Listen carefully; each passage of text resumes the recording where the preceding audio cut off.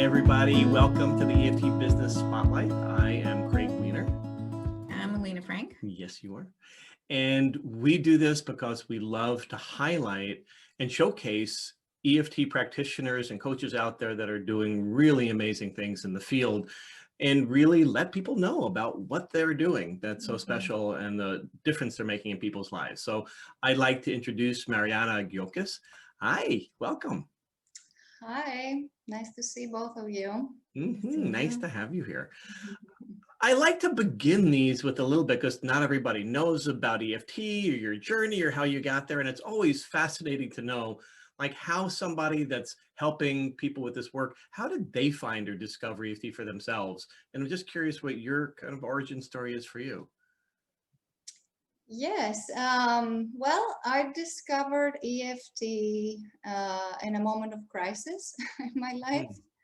A few years back, I was diagnosed with breast cancer at a young age.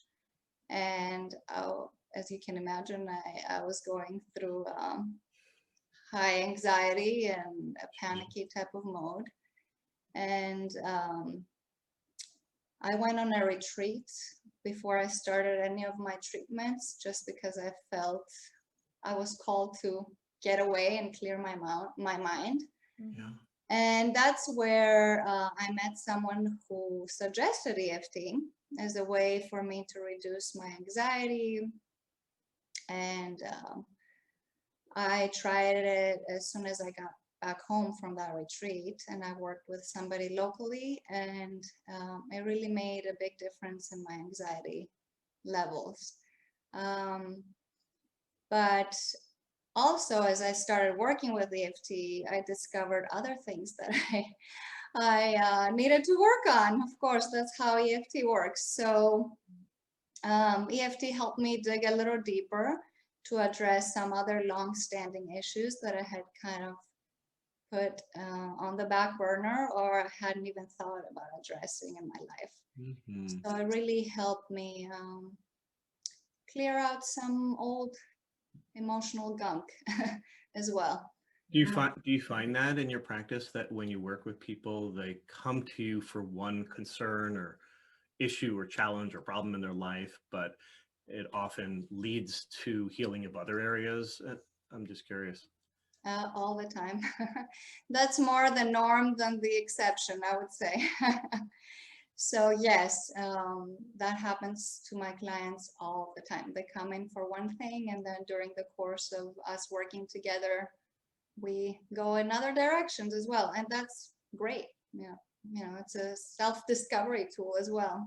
Yeah, absolutely. So who do you, I know that you have a whole set of different tools that you use, one of them being EFT. But tell us a little bit more about your practice, who you work with, what is it that you do? Do you specialize in anything? How do you work with people? Yes, so I specialize now in working with women, but especially in particular moms of young children who are feeling out of balance, stressed, overwhelmed, and don't really know where to start, you know, taking better care of themselves, addressing some of their needs. So that has become more of my niche. And I've recently created a 3-month program to cater to moms of young children. And in that program, I incorporate not only EFT, but some of the other tools that I've trained in and Like what? familiar Yeah. with. Like what? Mindfulness and meditation, breathwork techniques. Okay. And I've recently introduced some happiness boost tools. So I work with moms in different ways, I should say. So they usually come because they feel stressed or overwhelmed, and they feel that they need some support to take better care of themselves. So we start by setting some short-term goals for them to address those needs. And when I say self-care, it doesn't mean getting a massage or, start working out. That's a piece of it. But sometimes self-care means acknowledging that they need to set some boundaries. Sometimes self-care means that they need to tend more to the relationship with their partner. So self-care doesn't, I know it's a buzzword these days, but self-care doesn't just mean, okay, I'm gonna go get a massage next week. That's part of it, and that can be part of the goals that they set, but it can be a lot more than that. That's great.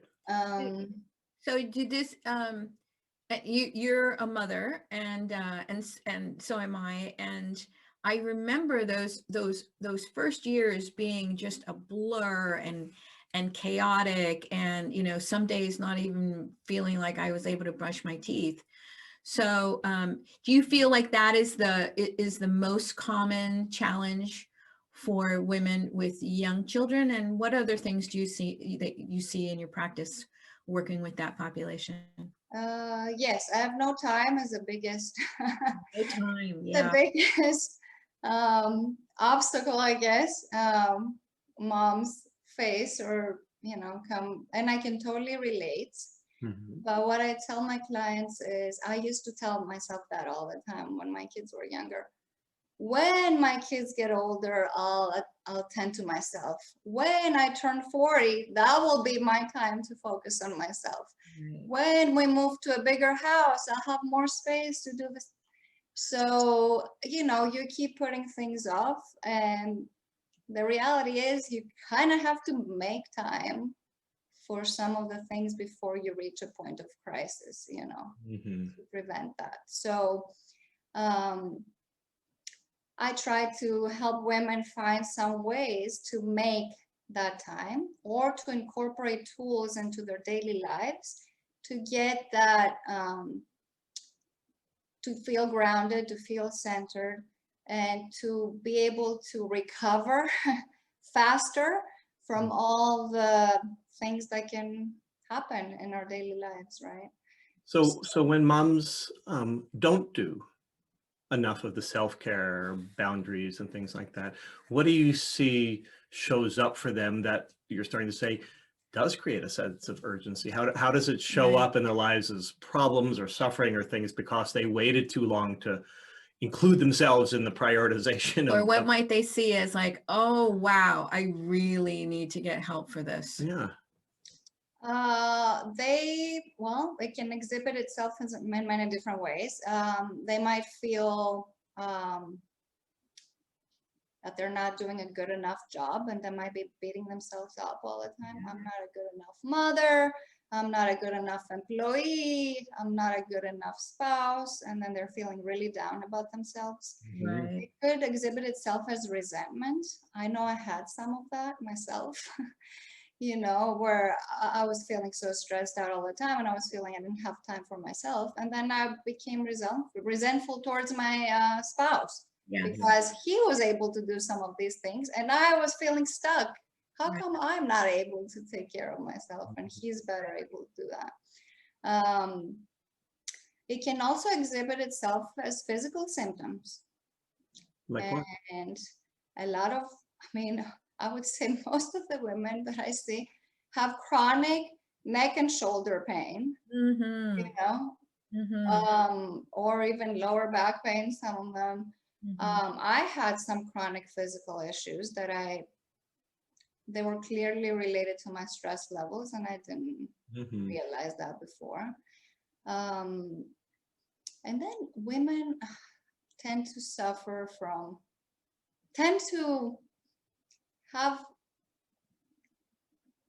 towards self-sacrificial type of behaviors, where they even feel guilty about doing things for themselves. They put everybody else first, and then if there's time, they might tend to themselves. So going down that self-sacrificial type of mode, or even victim type mode, is also common.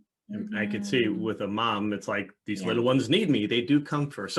So when you work with somebody, what are some of the changes you see? Like, how does EFT help that? It doesn't help that, you know, there's still a little child that needs me.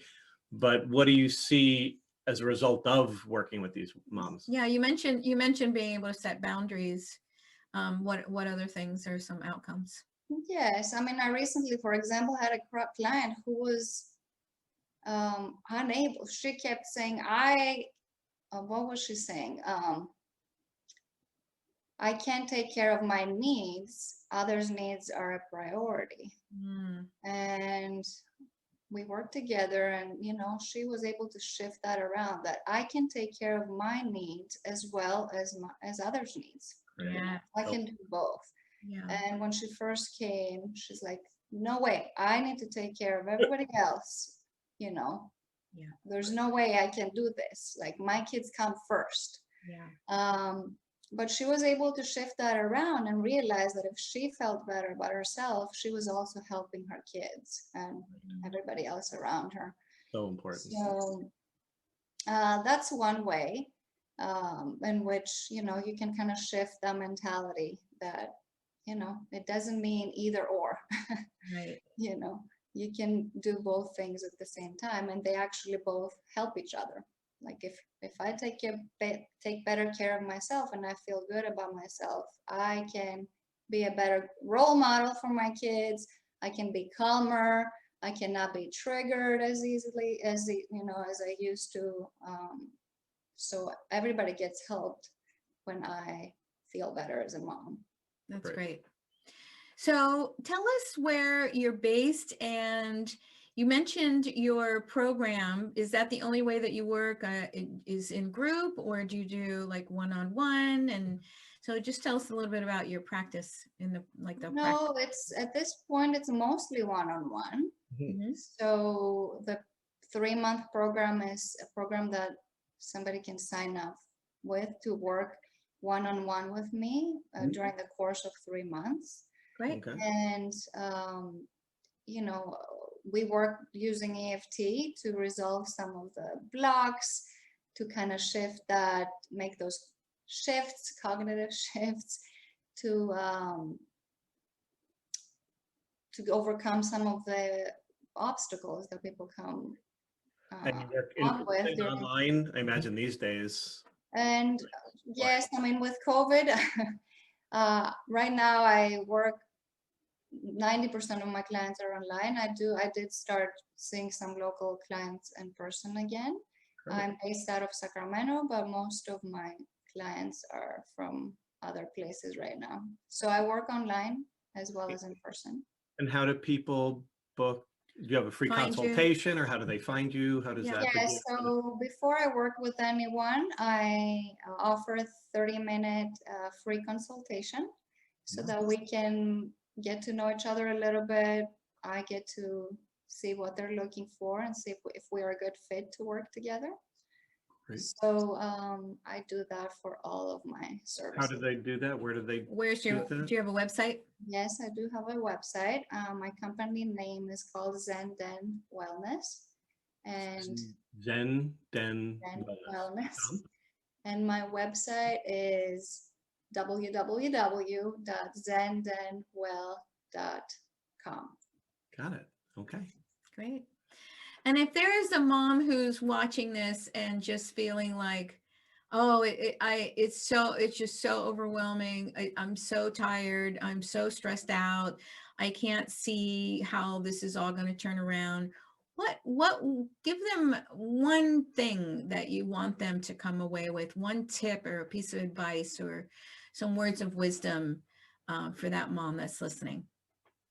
Yes, I was that mom myself, and I wish I had somebody to motivate me and tell me that there is another way, Mm-hmm. even if you're feeling that you're in the midst of chaos and overwhelm. There are tools that you can use that can help you even within the midst of that chaos, and that it's important to take preventative measures so that you don't reach the point of the breaking point, right? The burnout point. Yes. So I would tell them, don't wait until that when. the time is now. And there's things you can do now, even if you're feeling overwhelmed and That's great. life is chaotic. And so important. We got to take care of our moms, because we take care of our moms. Yes. We take care of the kids, the next Absolutely. generation, and it's critically important. So thank you for the work you do. Yes. Thank you so much for being here. Mhm. Thank you for having me. You're welcome.